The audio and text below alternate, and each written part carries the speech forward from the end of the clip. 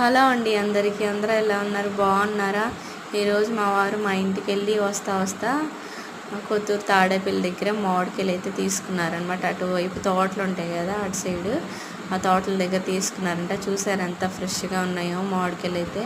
ఒకదానికి కూడా డ్యామేజ్ అయితే లేదు, చాలా బాగున్నాయి. అవి చూస్తుంటేనే ఎంత టెంప్టింగ్గా ఉన్నాయో, తినాలనిపిస్తున్నాయి అనమాట. ఆ స్మెల్ చూస్తే నాకైతే అబ్బా ఎప్పుడెప్పుడు ఆ మామిడికాయ తినేసేయాలనిపించింది అనమాట. నాకంటే ముందే మా వారు తీసేసుకొని తినేస్తున్నారు. చూడండి ఇక్కడ, దాన్ని చూడండి ఎలా ఒత్తుతున్నారు, మసాజ్ చేస్తున్నారు. అలా మొత్తం స్ప్రెడ్ చేస్తే లోపల రసంలాగా ఉండిద్దంట, అదంతా తినేయచ్చు ఇట్లా అని చెప్పి ముందుగానే ఫ్రెష్ చేస్తున్నారు. దాన్ని వెనకాల తొక్క తీసి దాన్ని అంతా కొంచెం ఒత్తేసారు. అక్కడ కొంచెం అది ఉంటుంది కదా, అదంతా పోయేంత వరకు ఒత్తారనమాట. ఆయన ఎక్స్ప్రెషన్ చూస్తారు, అబ్బా ఎంత బాగుందో అంటున్నారు.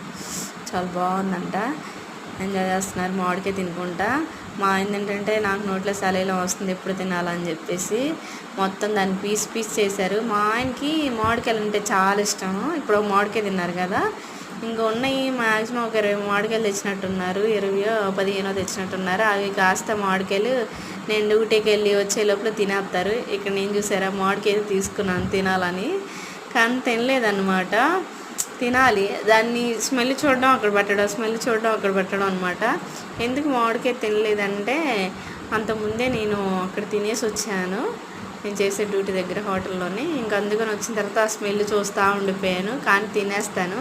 సబ్స్క్రైబ్ చేసుకోండి, లైక్ చేయండి, షేర్ చేయండి. Bye friends.